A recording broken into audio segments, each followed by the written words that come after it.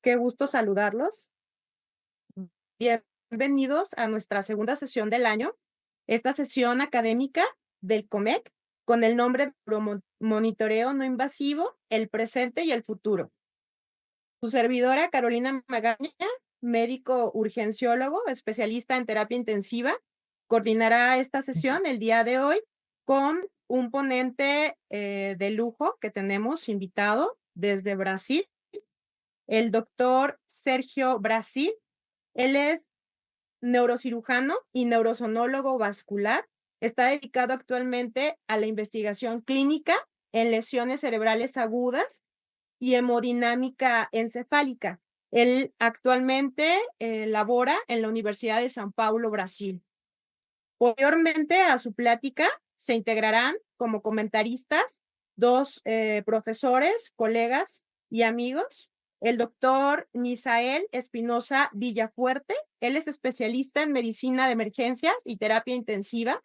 Actualmente es jefe de áreas críticas del Hospital de la Beneficencia Española en Puebla, México, y es jefe de la unidad de terapia intensiva del Hospital General de Zona número 1 del Instituto Mexicano del Seguro Social. Asimismo, pertenece y es miembro del capítulo de cuidados neurocríticos del el Colegio de Medicina Crítica. También tenemos con nosotros a Héctor Toledo. Él es especialista en anestesiología y cuidados intensivos, pero el Hospital de Español de la Ciudad de México. Además, él tiene un fellow en ultrasonido del paciente grave realizado en la ciudad de Barcelona. Y también actualmente es profesor del curso de ecocardiografía crítica en el Hospital General Regional número 46 del Instituto Mexicano del Seguro Social de la ciudad de Guadalajara, por lo que tendremos muy buenos comentaristas y vamos a iniciar la sesión del día de hoy dándole la palabra al doctor Sergio Brasil. Adelante, doctor. Muy buenas noches. ¿Me ven? ¿Me escuchan bien? ¿Todo tranquilo? Ok, Sí, doctor, se escucha bien. Se perfecto. ve también. Ok, gracias por la invitación. Especialmente por la parte de Julio, ahora conociendo a todos ustedes. Bueno, sí, así es mi nombre, Sergio Brasil. No se puede esconder de dónde soy, pero la verdad es que, bueno, también tengo una partecita del corazón mexicano, de como que casi 8 años viviendo en México hasta el 2005. Cuando me regresé, me tomé la carrera en Montemorelos, ahí cerca de Monterrey. Así que si quieren, hablamos en chilango o en norteño, como quieran. Ahí así lo hacemos, tranquilamente. Y después les voy a encargar unos tamales a Julio porque me los extraño. Muy bueno, a ver si comparto mi presentación. Como decía a los amigos, busco siempre hacer presentaciones no muy largas para que la gente no se canse y no vamos muy a fondo en detalles de cada problema, pero sí una idea de lo que es el tema, que es muy amplio y bonito. ¿Ven bien la presentación? Estoy compartiendo la pantalla, ¿todo bien? Sí, ¿Sí lo ven? Ok. adelante, sí, se observa. Muy bien, entonces el tema que me fue encargado es de monitoreo no invasivo en la UCI, especialmente bueno para neurocríticos y bueno, lo que más tanto de presente como de futuro que podemos hablar del tema es el nuevo consenso que fue apenas publicado. Se llama el ICONIC, ¿verdad? El de Bruselas, porque ahí lo votamos y con la presencia también de Julio. Y fue una recomendación de expertos sobre el monitoreo no invasivo, así que totalmente encajado muy bien con el tema de la presentación de hoy. A ver si aquí. Bueno, como este conflicto de interés, tengo un pasado de consejería para la Brain for Care, una compañía que ustedes van a ver un poquito hoy, voy a hablar un poquito de eso. Este fue la publicación, recién publicada este año mismo, en enero, en la mejor, el periódico de medicina intensiva de más gran factor de impacto. Y ahí estamos, está aquí Julio, no sé si ven si ven mi mouse, pero aquí está Julio y estamos ahí también nosotros con, bueno, la presencia de muchos colegas que son referencias en monitoreo, en publicaciones de monitoreo, como Rubiano, como Tacone, como Chiara, muchísimos otros.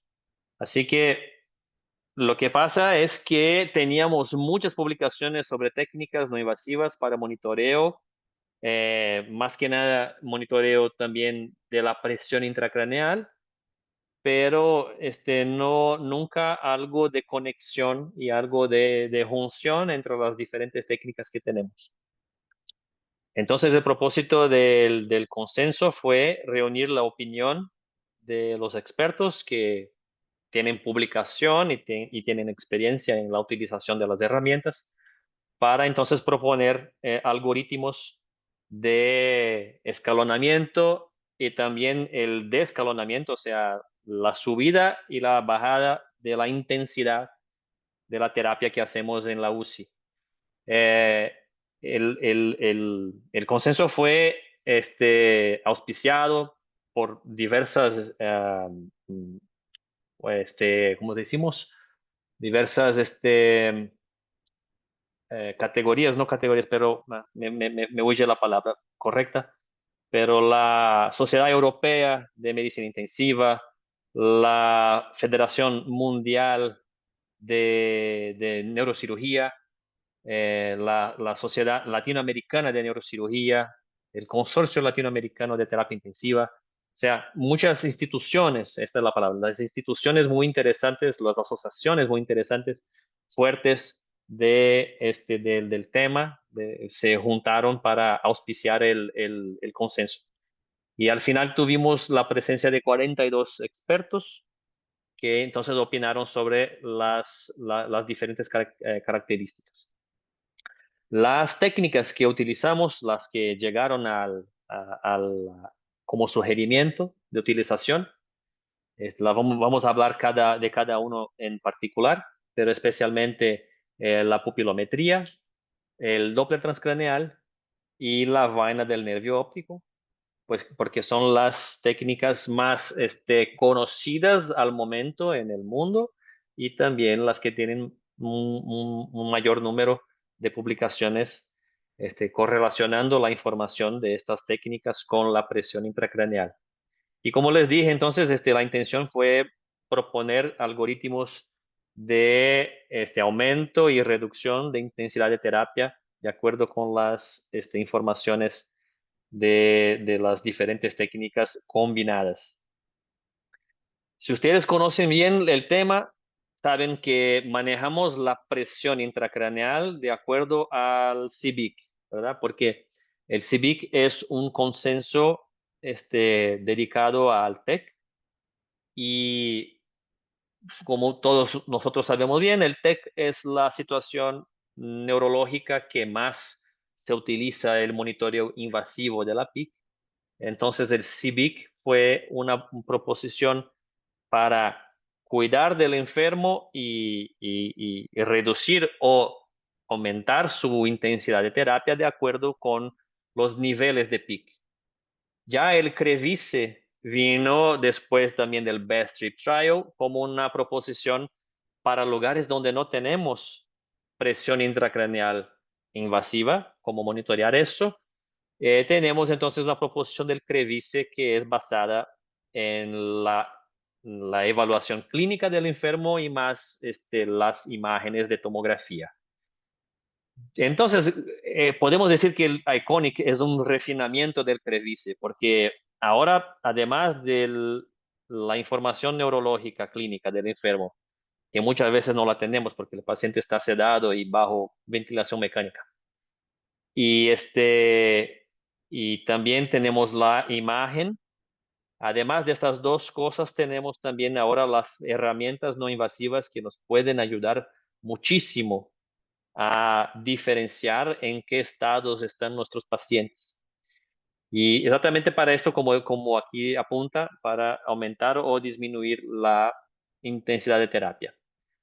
Como les dije, entonces, las tres técnicas más publicadas y más utilizadas en el mundo son estas: el Doppler transcraneal, la vaina del nervio óptico por ultrasonido y la pupilometría automática.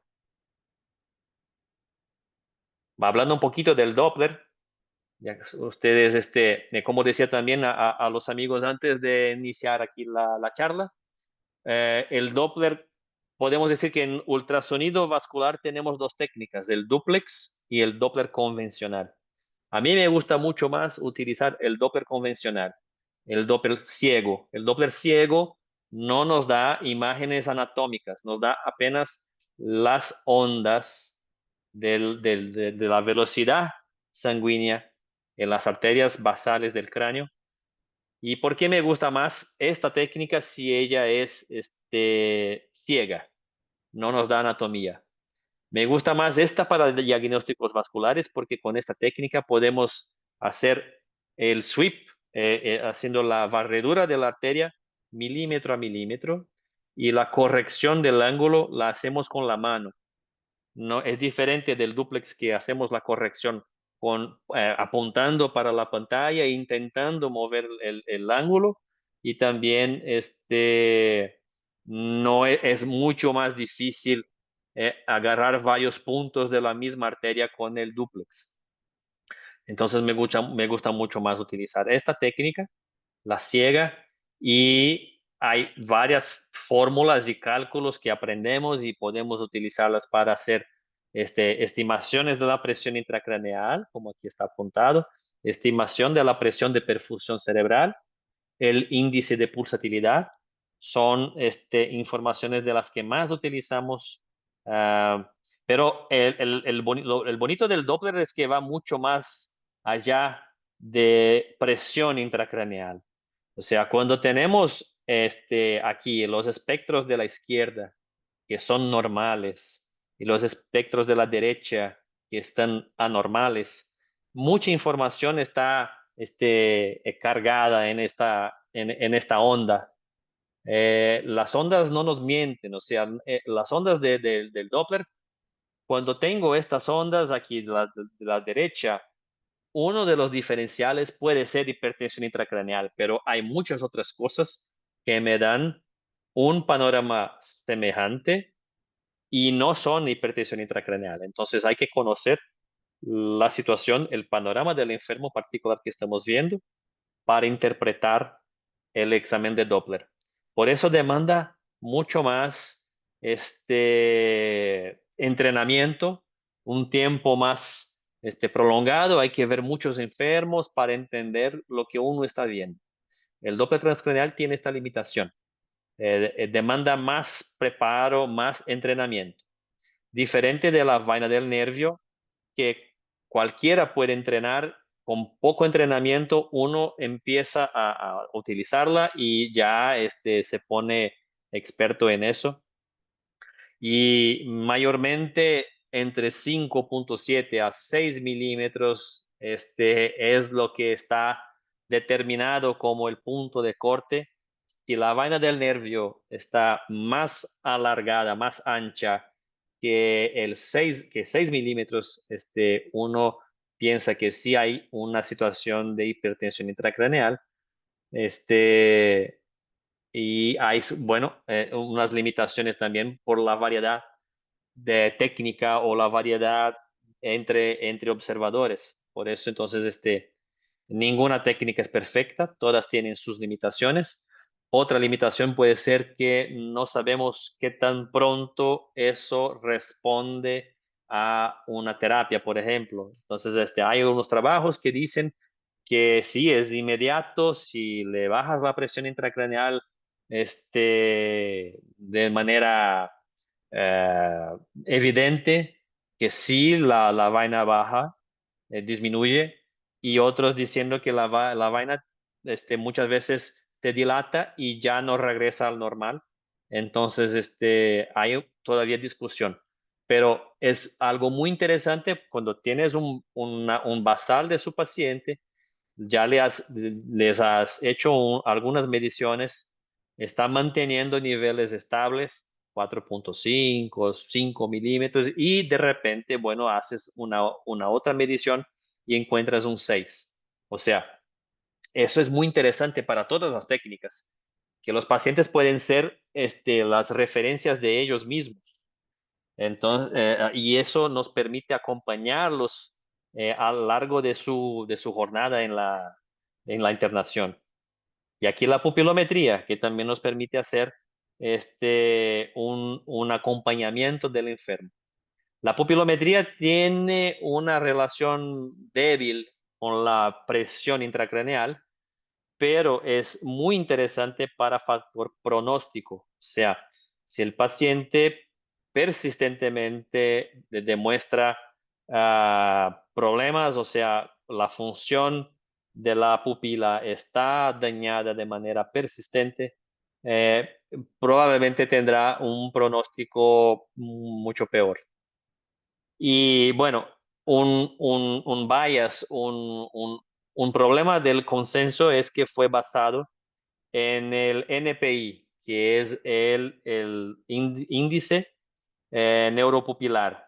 Este índice está disponible apenas en un aparato de pupilometría, que es el NeuroOptics. Y, o sea, o si tienes un otro tipo de aparato, no de una otra marca, no te va a dar el NPI. Y el NPI, el Neuropupilar Index, es lo que más se utiliza y que más se haya estudiado en la literatura. Tiene muchas publicaciones sobre el NPI, la correlación del NPI con la presión intracraneal. Entonces, hay unos problemitas con cada técnica particulares que hay que llevar en consideración. Y entonces, regresando al Iconic, ¿cuáles son los puntos de corte que vimos que entre los expertos decidimos como puntos de corte importantes para utilizar cada una de las técnicas? Eh, Tenemos el NPI de 3 para abajo, nos aumenta la probabilidad de hipertensión intracraneal. Pero recuerden, como les dije, que no necesariamente es hipertensión intracraneal, puede ser otra situación como un estado de mal epilético, puede ser una lesión directa del tronco encefálico, o sea, puede ser otras cosas también, no apenas hipertensión intracraneal nos va a dar un NPI menos que 3. Pero bueno, si está menos que 3, hay que poner ojo. Si la vaina del nervio está por encima de 6, como les dije, si el índice de pulsatilidad del Doppler está por encima de 1.2, 1.3, con la velocidad diastólica por debajo de 20, también nos aumenta la sospecha de hipertensión intracraneal. Y la estimación por el Doppler de la presión intracraneal por encima de 20, 22 también nos aumenta el riesgo y la sospecha para hipertensión.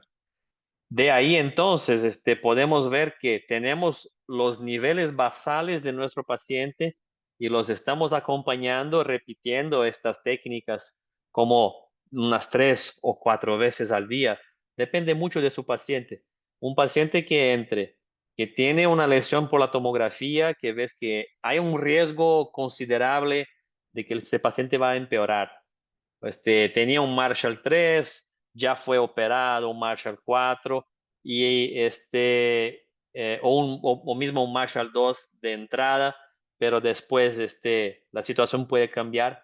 Si tienes un basal al inicio de las técnicas no invasivas y las repite en un otro momento y ve que están cambiando, hay que poner ojo que su paciente está realmente empeorando. Y de lo contrario, la verdad es aún más fuerte, porque todas estas técnicas tienen muy buen valor predictivo negativo. Cuando encontramos buenos valores NPI por encima de 3, la vaina del nervio pequeña, 4, cuando tenemos un Doppler con el índice de pulsatilidad bajo, con la velocidad diastólica por encima de 30, de 40, y la presión estimada por debajo de 20, de 15. Pues uno se pone mucho más tranquilo porque el valor predictivo negativo de las técnicas es alto. Y entonces algunas, votamos más de 30 recomendaciones, la concordancia, el agreement fue muy fuerte, pero aquí les voy a decir apenas algunas, especialmente lo que más me encanta es una recomendación fuerte de utilizar por lo menos 2 técnicas, siempre. Una única técnica te va a dar parte de la información, vas a ver tu paciente por apenas un ángulo. Es importante tener más técnicas, por lo menos 2, para que hagas un diagnóstico más completo. Este, de persistir, de persistir alterada la información, a veces puedes brincar un tier, un nivel, o sea, del 0 para el 2, del 1 para el 3, de intensidad de terapia, si ves que la información no invasiva está persistentemente alterada o empeorando de manera muy importante. Y eso depende también mucho todavía del juicio clínico que cada uno tiene, hasta porque los pacientes son muy diferentes, muy diversos uno del otro. Será siempre muy difícil establecer números exactos para que uno se ponga a actuar o no actuar. Y es como hicimos con la PIC. La PIC falla mucho porque le pusieron un punto de corte estático, 22 milímetros de mercurio. Por debajo de 22 no hay que hacer nada, por encima de 22 entonces empiezo a hacer algo. Hay muchos pacientes que están empeorando mucho antes de alcanzar los 18 milímetros de mercurio, por ejemplo, y algunos que están tolerando 22, 23, 24 hasta que bien. Y bueno, y uno se mete a hacer terapias muy intensas en estos enfermos sin considerar otros parámetros. Por esto, mi mensaje siempre en mis charlas es individualización y monitoreo multimodal. Me encantan estas 2 palabras, individualización y multimodal. Cuanto más información tengas, mejor y más preciso, más acurado, más correcto va a ser tu juicio y tu diagnóstico en la UCI. Este es el CIVIC, para que ustedes, creo que ya lo saben, porque nos da los tiers, los niveles de terapia, ¿verdad? Siempre buscando que al último se piense en la hipotermia, que no se usa tanto, el coma barbitúrico también se usa menos, pero lo que se usa mucho es la descompresiva secundaria, después de persistentemente tener información, o sea, pique elevada, uno procede con la descompresión. Y bueno, podemos pensar en este escalonamiento, esta escaloneo de terapia, utilizando la información no invasiva a través entonces de estos nuevos algoritmos. Aquí, cuando no hay la tomografía para ayudarnos, es pura evaluación basada en las técnicas no invasivas combinadas. Y este otro es cuando sí tenemos la tomografía que nos ayuda entonces a entender mejor el paciente. Y este mensaje, pues es que estamos transmitiendo para gente que va a estar ahí en las montañas, a decir, para allá por los interiores de Chihuahua, o en lugares más alejados ahí de Chiapas, y quizá como Brasil también, en la Amazonía, en donde sea. Nuestra Latinoamérica es enorme, tenemos muchas diferencias. Si uno tiene un TEC grave en la Ciudad de México, tendrá mucho más oportunidad o la probabilidad de sobrevivir que el mismo TEC en el desierto de Sonora, por ejemplo. Entonces, hay que pensar que por esta heterogeneidad que tenemos de distribución de recursos en toda Latinoamérica y muchas otras partes del mundo, que pensamos en el Iconic como una posibilidad real, porque las técnicas no son caras. Uno las adquiere una vez y ahí las tiene y las puede utilizar y repetir cuantas veces sea. No, entonces voy a uno por uno de los algoritmos, pero apenas decir para ustedes que ahí están en el paper para leerlos bien. Y entonces entramos aquí en el cuarto elemento que les voy a platicar un poquito más. La plática que me pidió Julio entonces es del presente y el futuro del monitoreo no invasivo. Ok, el presente es el Iconic que les dije, que reúne lo que hay de mejor y de más evidencia que tenemos al momento. La vaina del nervio, Doppler transcraneal y pupilometría. Y aquí entonces, pensando en el síndrome compartimental, esta publicación que hicimos junto con algunos amigos de Latinoamérica, como de Argentina, Daniel Godoy, de Colombia, Andrés Rubiano, y también con maestro Yacarino de Italia, y también aquí Paiva, que mi amigo aquí de Brasil. Pensamos en transmitir la idea para los amigos de que la situación es mucho más compleja de que pensar apenas en PIC o en oximetría cerebral, que esto es una realidad más fuerte, la verdad, y apenas una realidad en Estados Unidos que tienen monitoreo invasivo a quien sea. Nosotros no tenemos eso y tenemos que imaginar que las diferentes informaciones no invasivas pueden nos ayudar a entender en qué momento está nuestro paciente de descompensación de la complacencia intracraneal. Y en este momento entra entonces la evaluación de la morfología del pulso de la presión intracraneal, que aquí decimos como la forma de onda, la waveform de la presión intracraneal. Esto lo podemos hacer de manera no invasiva finalmente, con esta primera técnica en el mundo que fue creada con este propósito que se llama Brain for Care. Es un sensor tan sencillo que hasta Homero Simpson lo puede poner en su cabeza y así se queda. El sensorcito es un sensor mecánico que se pone en contacto con el cráneo, fijado por una bandita y una banda plástica y está en íntimo contacto con el cráneo. De ahí entonces detecta movimientos. Es que nosotros no vemos porque es un nivel micrométrico, pero nuestro cráneo está pulsando en todo momento. A cada sístole y diástole nuestra cabeza está moviéndose y que no la vemos.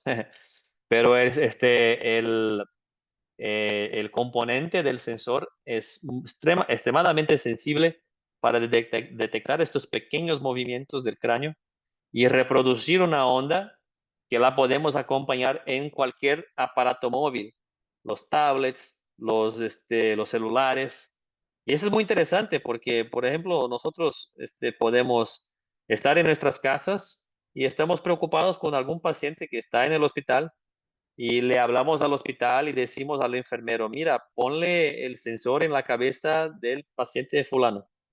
Y ahí se lo mete y uno ve el monitoreo en su casa en tiempo real y ya le llama al enfermero y dice, mire, le ponga un manitol, le ponga una salina hipertónica porque no está bien. Es fantástico, o sea, uno puede guiar el paciente a distancia. De ahí, entonces, el aparato no es interesante apenas por ser un sensor que detecta el pulso, pero lo más interesante está aquí. Eh, el sistema va calculando a cada 20 segundos los dos parámetros que derivan de los cambios de la morfología de la onda de la presión intracraneal. O sea, la relación P2P1.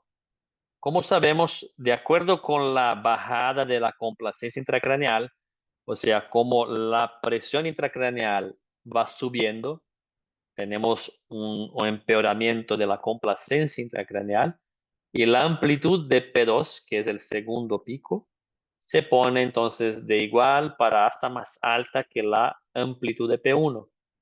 Con esto pasa entonces que tenemos una inversión de la relación normal, donde P2 es más alto que P1, perdón, P1 más alto que P2 es lo normal, y ahí entonces pasamos a P2 más alto que P1, que es la situación anormal, una situación de complacencia intracraneal comprometida. Entonces tenemos esta razón P2P1, que es lo que el material, el sistema nos da en tiempo real, va calculando eso y eso lo vemos en la pantalla. Y también un otro parámetro que se llama tiempo para pico. El tiempo para pico, si vemos aquí en esta onda normal, esta onda con morfología adecuada, el tiempo para pico es muy corto. Rápidamente, cuando empezamos un pulso, rápidamente alcanzamos el pico, porque el pico es P1. Entonces el tiempo es corto. Pero ya cuando el tiempo para pico se va poniendo más ancho, o sea, la complacencia está disminuyendo, este tiempo se va alargando. Ven que en esta situación donde el pico más alto es P2, tenemos un tiempo más largo. Entonces son dos parámetros en tiempo real que nos da el sistema para acompañarlo y poder ver eso de complacencia, o sea, de deformidad de onda en tiempo real. Estos son varios trabajos que fueron publicados para la validación, o sea, comparación del sistema invasivo con el no invasivo. Algunos son míos aquí, otros son de otros grupos de Brasil, pero también algunos grupos de Estados Unidos, especialmente la Cleveland Clinic, ya lo han utilizado a comparación con la pica invasiva, publicando trabajos muy interesantes con resultados bastante interesantes. Ahí les dejo mi correo y puedo compartir con ustedes los PDF, los estudios a quien se interese. Pero cada uno de ellos tiene un mensaje particular, un poquito diferente uno del otro, pero es interesantísimo cómo grupos diferentes han visto la validación y la buena información que nos trae y cómo este sistema sí funciona y sí nos da una información de la presión intracraneal de manera muy, muy precisa, muy fuerte. Entre todos los métodos no invasivos, la verdad es el que realmente ve la presión intracraneal. Los demás tienen parámetros y visiones indirectas de cambios de la presión intracraneal. Este es directamente. La presión intracraneal está alta, cambia la morfología de onda y cambian los parámetros. Entonces, esto es el futuro del monitoreo no invasivo en la UCI. Morfología de pulso de presión intracraneal con Brain for Care, el pupilómetro, la vaina del nervio y el Doppler o el duplex transcraneal. Esto luego tendremos como el nuevo Iconic, porque estamos trabajando ya en ofrecerle a Kiara y su grupo una revisión bien completa del Brain for Care con todo que ha sido publicado y planeamos que sea como un update del consenso, añadir la información de este sistema no invasivo. Bueno, esta era la charla. Muchas gracias por su atención. Vamos para las pláticas, dudas que tengan y que más podamos platicar juntos. Estoy a disposición.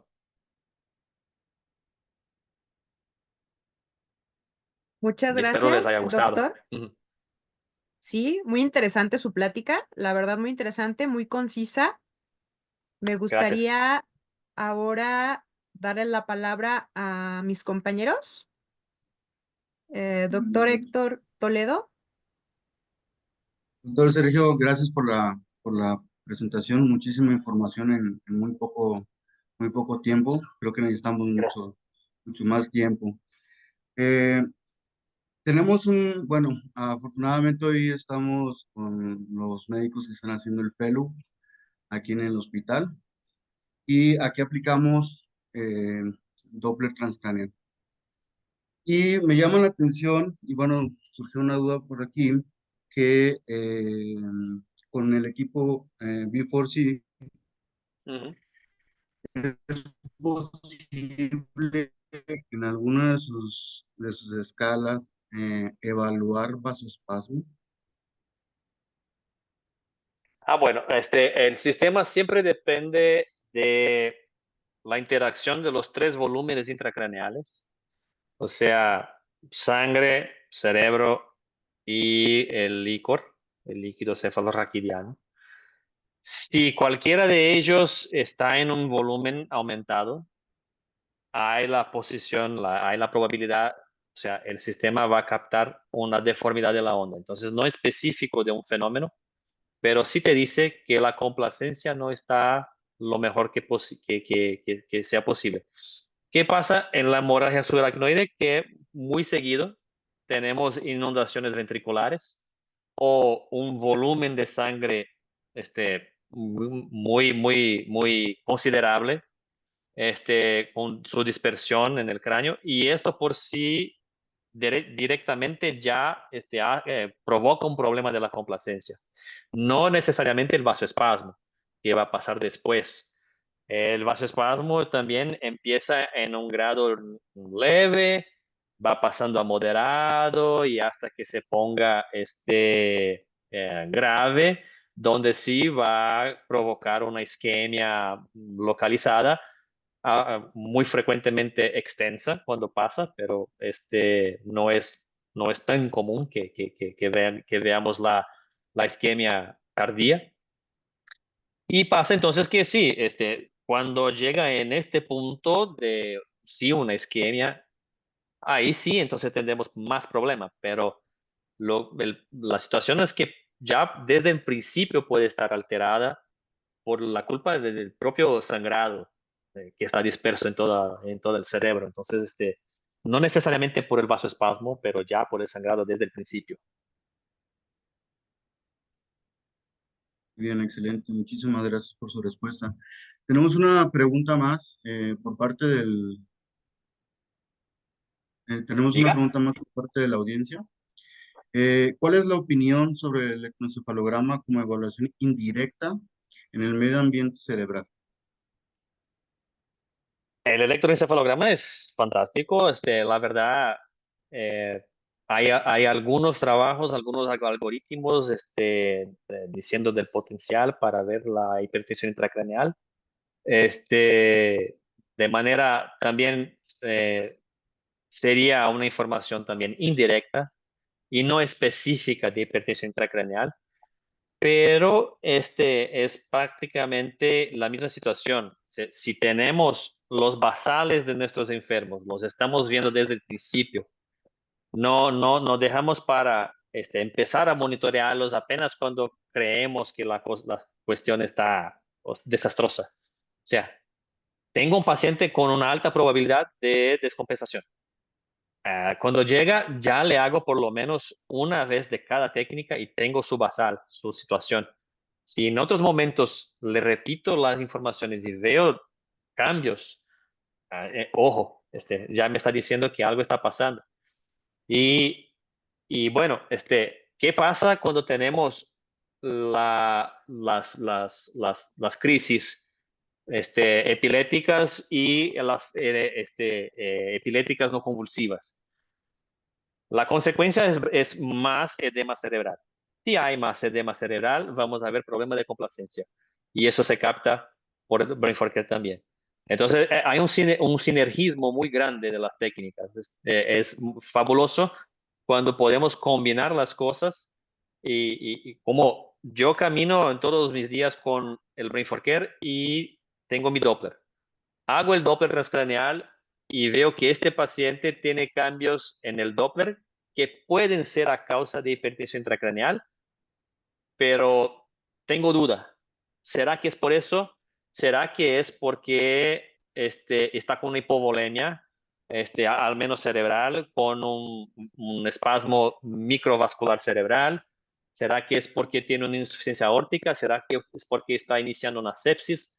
¿Será que es porque está deshidratado? O sea, muchas cosas pueden disminuir el volumen intravascular y eso hace que la porción diastólica del pulso de Doppler disminuya mucho. Consecuentemente sube el índice de pulsatividad. Y es la misma alteración que vemos cuando hay hipertensión intracraneal.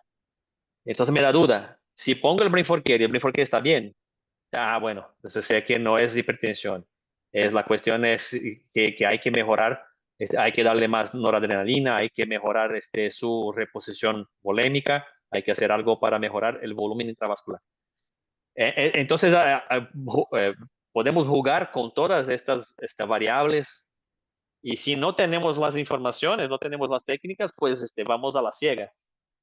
Y después pasa que más allá adelante, ¿por qué no se despierta este paciente? Porque pasó con hipovolémico todo el tiempo. ¿Por qué no se despierta? ¿Y por qué viene una isquemia tardía? Porque nosotros no estábamos haciendo todo, viendo el paciente por completo. Muchísimas gracias. Tenemos otra pregunta doble. Desde Monterrey, lo felicitan por su plática, doctor Sergio. Eh, ¿Considera pertinente la realización de la, perdón, de la tomografía de control en algún momento? También es un potencial interesante. Un saludote ahí a mis amigos regios. Un potencial muy interesante porque, por ejemplo, nuestro paciente está bajo ventilación mecánica, sedación, paciente complejo, difícil de sacar de la UCI, llevarlo a un lugar para hacer la tomografía y regresar. Todo el equipo de enfermería que tenemos, de enfermeros que tenemos que utilizar. Imagínense que tienes ahí información no invasiva, fácil de hacer, lo haces al lado de la cama del enfermo y ve que está bien. Entonces, ¿para qué lo voy a sacar? La tomografía la hice hace 5 días, pero la información no invasiva está bien y tiene un potencial negativo, un valor predictivo negativo altísimo. Entonces, ¿para qué lo voy a sacar, meterle a hacer otra tomografía, todo este lío y la radiación además? Y bueno, eso, ayuda mucho también a decidir cuándo y cuándo no hacer nuevas tomografías. A veces te va a decir lo contrario.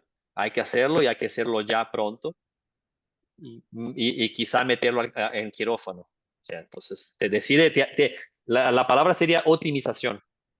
Nos ayuda a optimizar recursos y también terapia.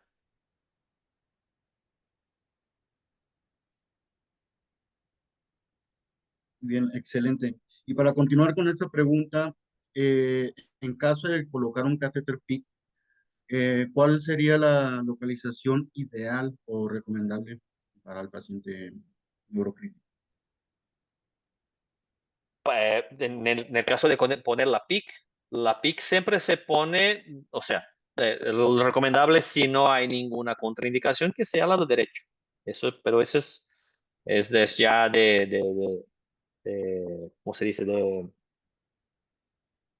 proceso, o sea, siempre se le pone al lado derecho porque, bueno, buscamos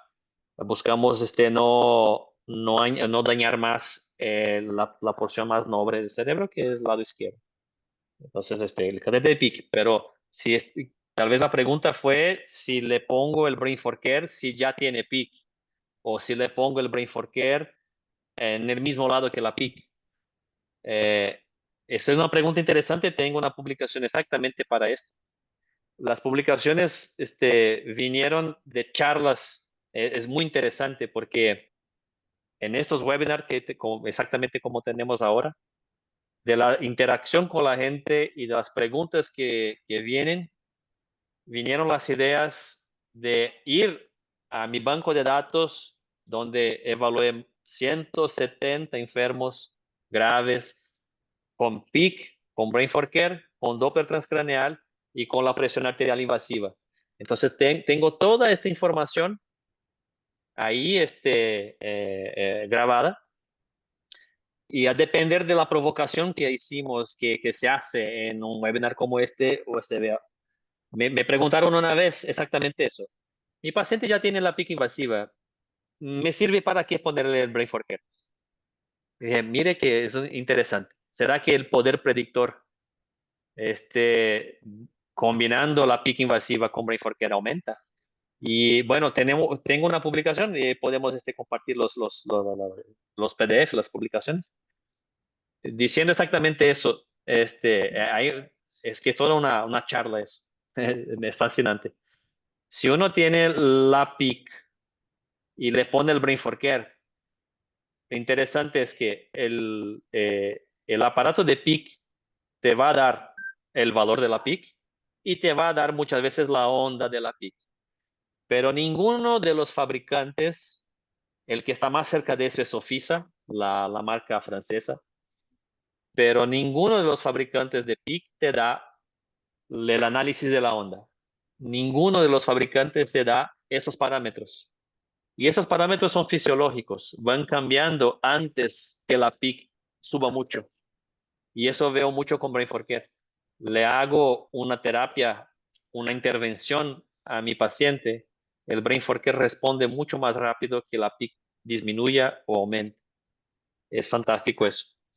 Y entonces vimos con esta publicación que si tengo la PIC y le combino el Brain for Care, los valores de PIC combinados, pues vamos a decir, valores de PIC normales con Brain for Care normal, hubo una correlación muy buena con pacientes que más pronto estuvieron bajo ventilación espontánea y ya no necesitando terapia para PIC. Todos con TEC severo. Los pacientes con PIC en el mismo nivel, ahí limítrofe, vamos a decir, entre 18, 22, si el Brain for Care estaba persistentemente alterado de complacencia, eran pacientes que más tiempo les tomó tratando PIC, tratando intervenciones para presión intracraneal, más tiempo de ventilación mecánica, más larga la internación. Y los pacientes que tenían ambas informaciones muy feas, hipertensión craneal persistente, Brain for Care alterado, pacientes que tuvieron una alta mortalidad en la UCI. O sea, entonces hay un sinergismo también de informaciones invasivas y no invasivas. No es apenas de las no invasivas entre ellas, pero sí de las invasivas con las no invasivas. Y eso es un mensaje fuertísimo, porque te ayuda muchísimo a ver, especialmente, tratar al paciente de manera más temprana. No esperar que la PIC suba hasta los 22, los 23, los 25. A veces el paciente está mal mucho antes de eso. Excelente. Siguen las preguntas, hay muchas preguntas. Qué Eh, bien. Antes de entrar a un tema un poco debatible en neurocrítico, eh, preguntan si el índice P2, P1 se puede obtener confiable con el Doppler transcranial, aún sin tener el B4C. Son métricas muy distintas. O sea, la verdad tenemos hasta el comportamiento opuesto. Uno cuando tiene hipertensión intracraneal va a tener por el Doppler una supresión del segundo componente. O sea, la parte sistólica tiene dos componentes. Les llamamos CIS1 y CIS2. La CIS1 es la compresión arterial, la eyección arterial fuerte que hace la arteria, eyectando la sangre. Y el CIS2 es el llenado de sangre dentro de las arterias. Cuando tenemos hipertensión intracraneal, tenemos aumento de resistencia dentro del cráneo, dentro del cerebro. Entonces hay una mayor resistencia contra CIS2. O sea, el segundo componente sistólico, que es el llenado de la arteria, se pone comprometido porque hay resistencia contra él. Entonces hay una supresión de CIS2. Cuando vemos la onda de la PIC, pasa el contrario, porque P2, o sea, el segundo componente sistólico, visto por la onda de la presión intracraneal, es un pico de dispersión. Se llama tidal wave, o sea, una onda de marea del inglés, o sea, es una onda pasiva de la distribución de sangre dispersión de sangre en el tejido cerebral. Entonces vemos un comportamiento opuesto. La onda de la presión intracraneal se pone con P2 más alto que P1, pero la onda de Doppler se pone con la CIS2 más baja que la CIS1. Y después también la parte diastólica aumentando la pulsatilidad. Por eso entonces que no se ve P2, P1 por el Doppler, apenas por el brain forget. Y muchas veces la información bueno, la información siempre es complementar el uno con el otro. Eso es muy bonito de ver.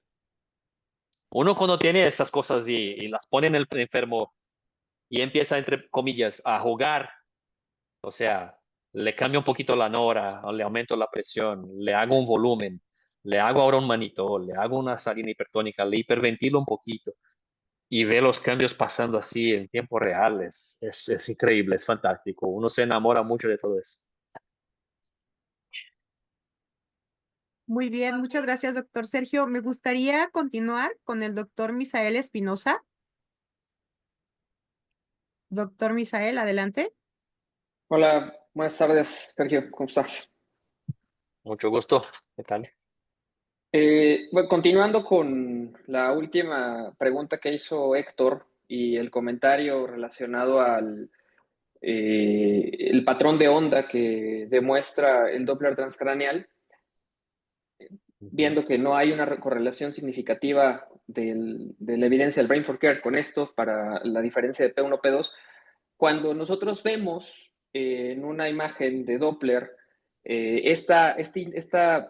cambio de relación que existe entre P1 bueno, entre la primera y la segunda elevación del flujo sanguíneo, eh, ¿qué podemos identificar o cómo lo podemos interpretar desde el punto de vista de monitoreo?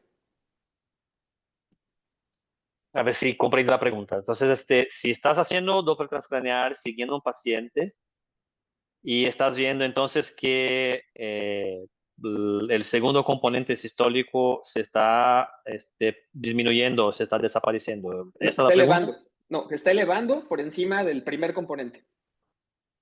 En el Doppler eso es muy improbable. Es muy, muy raro ver eso porque eso ya te dice algo opuesto y eso lo vería desde el principio. No, el régimen de alta resistencia intracraneal compromete el segundo componente, mucho más precoz, mucho más temprano que que el primer. El primer componente sistólico se va a comprometer en situaciones de extremada hipertensión intracraneal, muy, como acercándose a a la muerte encefálica. Si estás viendo en el Doppler un segundo componente sistólico más alto que el primer, eso te dice la verdad, una pobre eyección arterial. O sea, tu paciente debe tener una enfermedad arteriosclerótica o un problema de ventrículo izquierdo que no está eyectando la sangre con mucha potencia. Entonces, ahí sí, entonces la CIS1 se pone más baja que CIS2. Ok, otra pregunta. El doctor José Antonio Carmona pregunta si le podría comentar cuánto cuesta en promedio en Brasil la atención de un paciente con craneotomía descompresiva al que se le colocó el dispositivo Brain for Care y tenía un hematoma subdural. Bueno, cuando hay cranectomía descompresiva, eh, el paciente es un otro mundo. El paciente, o sea, ¿por qué? El brain for care depende de lo bonito es ver que la onda no invasiva sigue diciéndote lo mismo que la onda invasiva. O sea, brain for care te va a dar la misma información que la onda invasiva. Pero el poder de la onda, tanto no invasiva como invasiva, traducir lo que está pasando con el paciente es un otro rollo, porque, y eso no es de Brain for Care, esto es de trabajos aún mismo con la pica invasiva. Lo que pasa es que la onda depende de la dispersión de sangre y ahora ya no hay más un anteparo de hueso, un anteparo rígido para que la sangre impacte.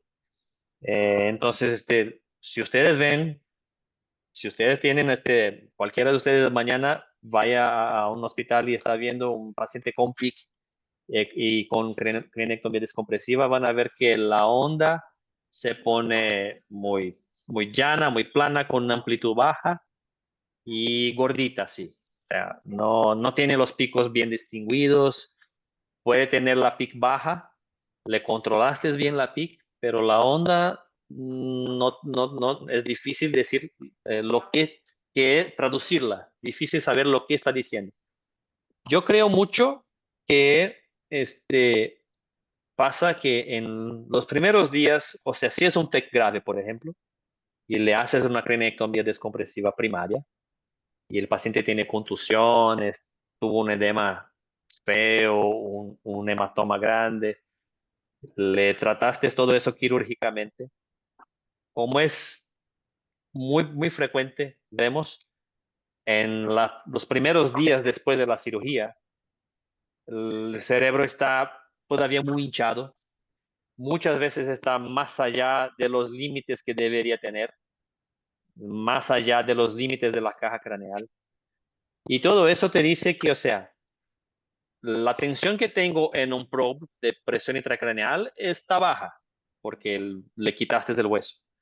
Pero la complacencia, o sea, el volumen intracraneal no está bien adaptado a este cambio, a esta sacada de hueso que le hiciste. Y la hemodinámica cerebral, bueno, es bien alterada por el Doppler después de una descompresión. Entonces,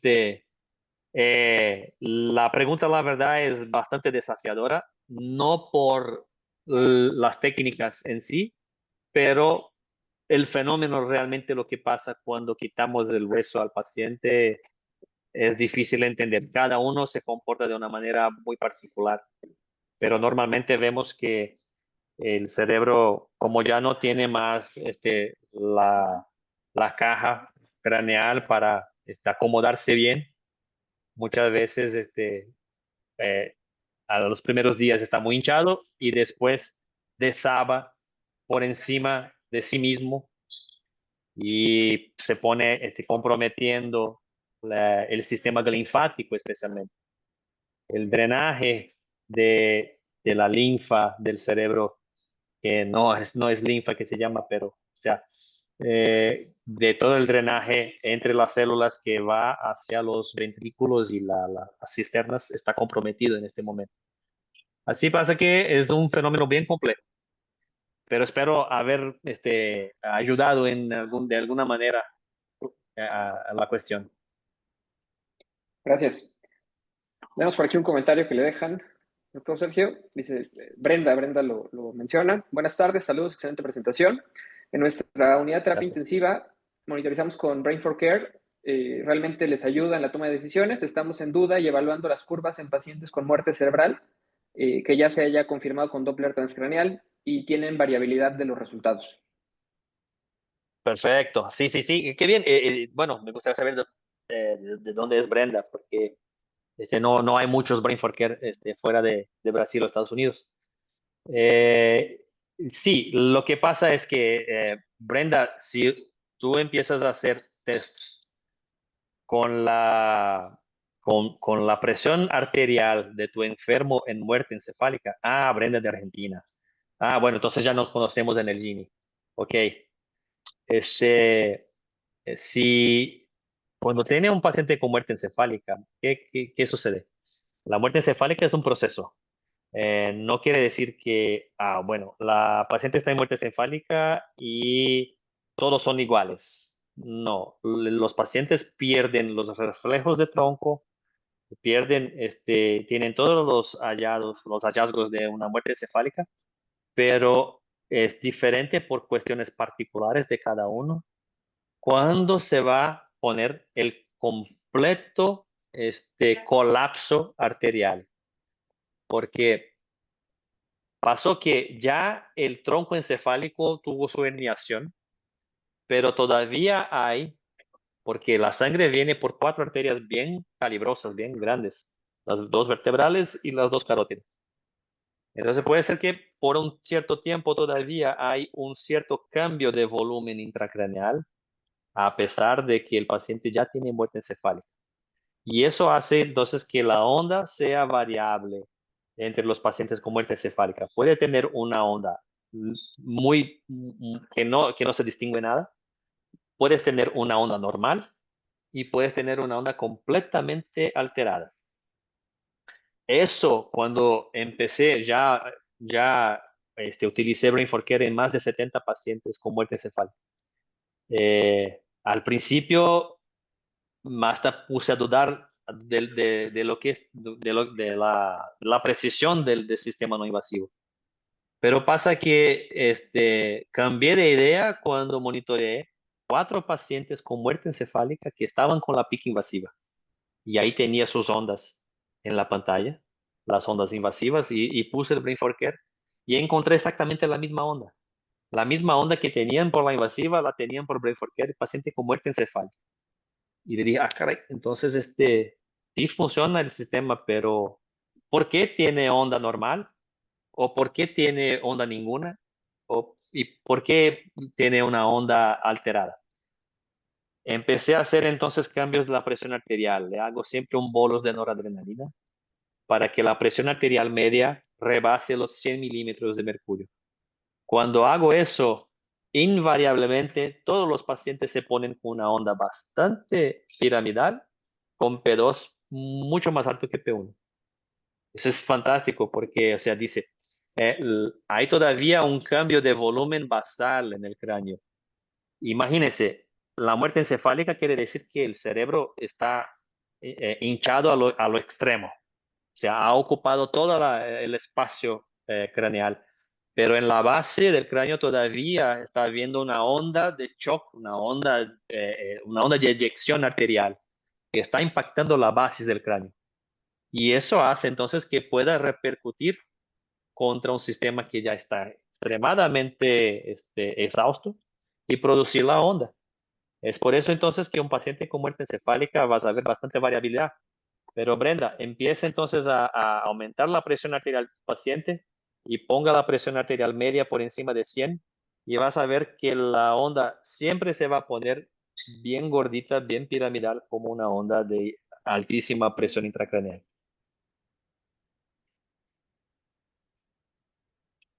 Muy bien, Gracias. gracias. Vamos a continuar con las preguntas aquí para el doctor Sergio. Mencionan a un anónimo, pero entonces el Brain Force Care tiene sensibilidad y especificidad igual, doctor, que la PIC, o aún es necesario estudiarlo. Muy bien, gracias por la pregunta, excelente. Lo que pasa es que una onda normal, como les dije, tiene un valor predictivo negativo muy alto. O sea, onda normal es igual a una presión intracraneal por debajo de 20. Eso lo sabemos. Ahora, una onda alterada, o sea, la velocidad de cambio de la onda no es la misma de la velocidad de cambio de la presión. Entonces vemos muchas veces las ondas ya alteradas en pacientes que todavía tienen presión por debajo de 20. Entonces, ¿y qué nos dice eso? Puede ser que la complacencia ya está en un punto de exhaustión, pero no a tal punto de aumentar tanto la tensión en el probe que está ahí dentro del ventrículo, por ejemplo.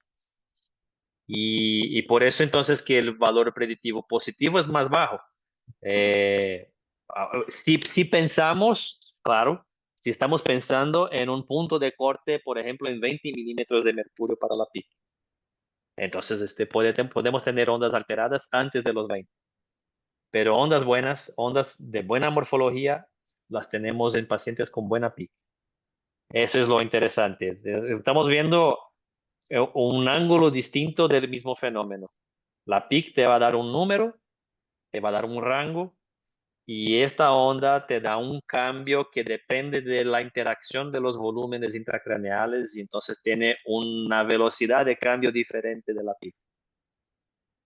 para mí es mucho más valiosa porque te da un cambio más temprano. Tanto, tanto espontáneamente, cuando está empeorando, como cuando hago una intervención y veo los cambios rápidos en Brain for Care y como 5 o 10 minutos después, depende mucho del paciente, ahí está la PIC bajando. Es muy interesante ver eso. Muy bien, doctor, muchas gracias. También otra Entonces, pregunta del doctor de Arturo Alemán. ¿Qué opinas sobre el uso de la osmoterapia en un edema cerebral persistente mayor de una semana de evolución? ¿Aún lo considera útil o no resulta más contraproducente por la hipernatremia secundaria? sí, hay que considerar todo eso.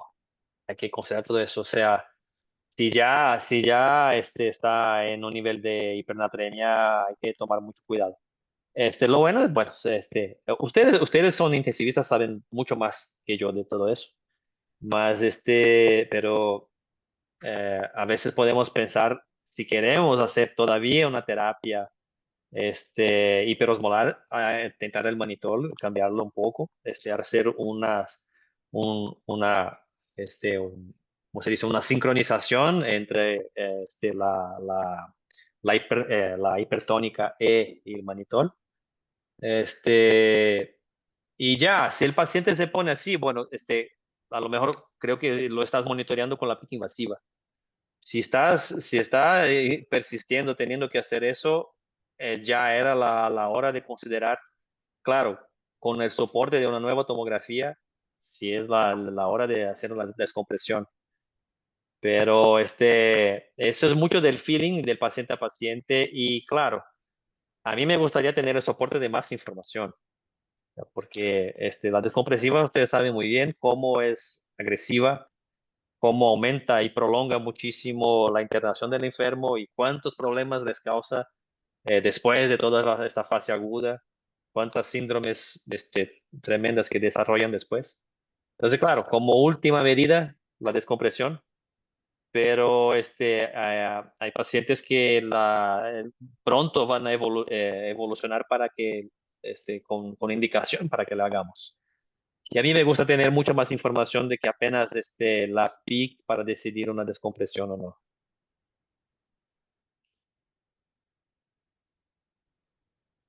Muy bien, doctor, muchas gracias. Otra pregunta del doctor Sergio López. Menciona el tipo de pregunta, si existe una zona topográfica en específico en donde usted recomiende que se debe de colocar el Brain for Care. Gracias, Tocayo, por la pregunta. Sí, cuando empecé a estudiar el sistema, eh, ni siquiera la gente de la compañía tenía una noción más adecuada de dónde ponerlo. Y fue viendo que me imaginé que, por ejemplo, por la línea órbito-meatal, el primer tercio como unos 2-3 centímetros por encima. Aquí estamos, o sea, superior al ojo y al rinconcito así por detrás del ojo. Una zona donde el hueso es muy delgado. Eh, Estamos fuera de las ramas más grandes de la arteria temporal superficial. Estamos fuera del músculo temporal.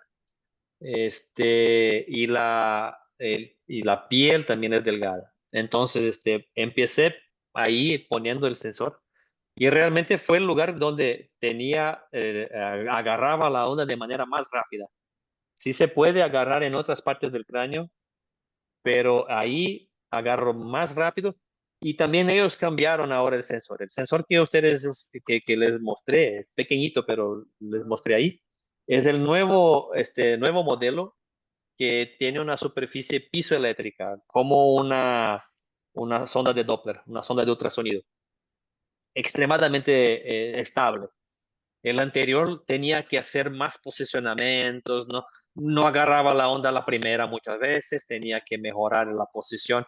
Este es fantástico, o sea, uno se lo mete y como que en 5 segundos ya está ahí viendo la onda perfecta en la pantallita y como que con 15 y 20 segundos ya está teniendo los primeros parámetros analizados, porque el sistema agarra, por ejemplo, 20 o 30 latidos cardíacos para que tenga unas 20 o 30 ondas y ahí entonces ya te da el análisis de esta, hace un promedio de estas 10 a 20 ondas y ya te da el primer parámetro de P2P1 y TTP.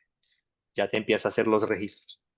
Y entonces esto es fácil porque en esta posición también me ayudaba a no estorbar el Doppler, porque ponía el Doppler ya exactamente por el lugar donde ponemos el Doppler, enfrente a la oreja, y el Brain Forget también estaba por adelante del Doppler, y es perfecta la zona para poner los dos sin que uno pelee con el otro. Muy bien, doctor, muchas gracias. Me gustaría que Héctor nos leyera la última pregunta de David Becker, por favor. Muy bien. Tenemos un estudiante de medicina, David Becker. Pregunta, doctor, excelente ponencia, gracias por su tiempo. Usted menciona que cada persona es diferente al momento de hacer una cranectomía. En caso de encefalitis, podría haber complicaciones como una protrusión del encéfalo, etcétera. Brain for Care podría ayudar en estos casos para prevenir o advertir de estos casos. Sí, sí, sí, hay reportes de casos, porque no es lo más común que vayamos mucho afuera del mundo del TEC y las hemorragias. Por eso tenemos menos estudios ahí. Pero sí hay un reporte de caso con un linfoma en un paciente con SIDA. Y bueno, sí, fantástico, porque o sea, una expansión rápida de una masa intracraneal fue viendo la descompensación con Brain for Care. Entonces uno tiene que pensar que cualquier cosa que cambie la interacción entre los volúmenes intracraneales va a alterar esta información. Entonces podemos pensar en todas las hidrocefalias, en todos los problemas hemodinámicos y cualquier cosa que altere el tejido cerebral. Entonces los tumores, las neoplasias y el edema. Y eso entonces abre toda la gama porque no necesariamente eso va a pasar apenas en pacientes con enfermedades primariamente neurológicas. Pero imagínense después de un paro cardíaco, imagínense después de una hepatitis fulminante, imagínense pacientes por cualquier motivo, pero con sepsis, pacientes con enfermedad renal, de esto hay algunas buenas publicaciones también.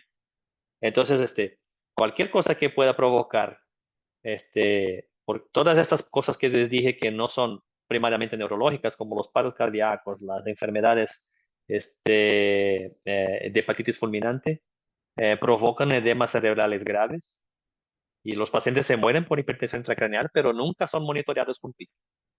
Los pacientes con hepatitis fulminante tienen contraindicación, porque ya hacen muchos disturbios de coagulación y uno no se los opera. Entonces se mueren por problemas con hipertensión intracraneal altísima y bueno, no tenemos cómo monitorearlos y prevenir esta situación. Entonces hay muchos estudios empezando de gente muy interesada en estudiar particularmente estos casos de situaciones no primariamente neurológicas, pero que sí hay una situación que puede matar al enfermo por la hipertensión intracraneal. Y de ahí decidir entonces terapias o sea, lo que tenemos es basado en el CIVIC, que es para PIC, para TEC, pero como el TEC es lo que más hay monitoreo de PIC, de ahí derivamos para todas las otras. Es difícil, la verdad, hacer un grande estudio para tratar la PIC, particularmente del enfermo de hepatitis fulminante, por ejemplo. Aplicamos el CB, es la mejor evidencia que hay, adaptando lo que se puede y lo que no se puede hacer para particulares pacientes con sus distintas enfermedades.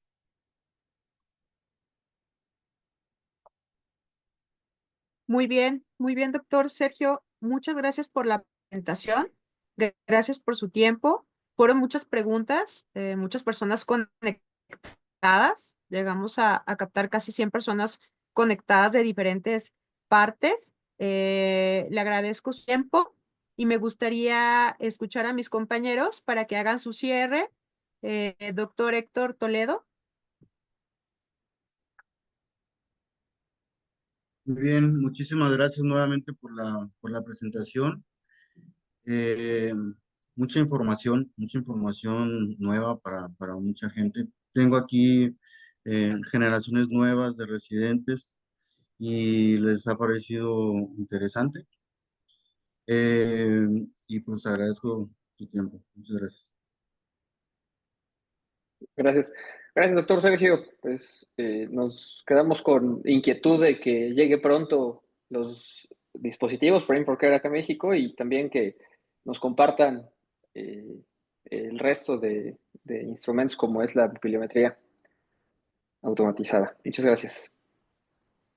Bueno, fue un gran gusto estar con ustedes otra vez. Bueno, la primera vez con ustedes, pero siempre es un gran gusto hablarles a mis amigos de México, que extraño tanto. Y la verdad que sí, tengo una charla entera de el modelo de Machine Learning que hemos desarrollado para la estimación de la pica a través de Brain4Care. O sea, es esperado que para el segundo semestre o quizá el próximo año, además del P2, P1 y TTP, el sistema no invasivo también nos dé la estimación en milímetros de mercurio de la pica. Entonces el primer instrumento en el mundo que nos va a dar, como si fuera a meter un termómetro y saber la temperatura, le pones la cabeza de cualquiera y sabes su presión intracraneal. Creo que es una gran novedad, algo bastante impactante para todo el mundo. Y es un paper que publicamos también ahora en enero en una revista de altísimo impacto. Y les comparto también. Es una charla apenas de eso, una charla otra de toda la validación y de qué es. Podemos ir más al fondo de qué es el Brain4Care, cómo funciona, cómo se descubrió, cómo surgió. Entre otras charlas que podemos platicar en otros momentos, pero fue un gran gusto estar con ustedes y ahí estamos para lo que necesiten. Les comparto mi correo cuando quieran entrar en contacto. Muchas gracias. Muchas gracias, doctor Sergio. Y yo creo que nuevamente lo vamos a invitar, sobre todo cuando llegue a México el dispositivo para nueva sesión, porque yo creo que van a surgir muchas dudas con respecto a este interesante instrumento de medicina. Y nuevamente lo estaremos llamando para que nos coordine la sesión y nos dé la sesión. Muchas gracias por su tiempo. Perfecto. Esperamos ahí Gracias a ansiosamente. todos por conectarse. Gracias a todos por conectarse.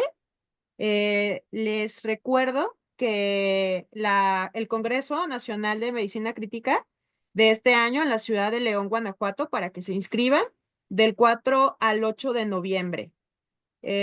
También agradecer a mis compañeros Héctor y Misael Espinosa que estuvieron con nosotros y que hicieron más rica la sesión, a todos los que se conectaron y que hicieron sus preguntas. Recordarles que las sesiones son mensuales, a finales de mes les compartiremos la siguiente sesión pronto y muchas gracias por conectarse.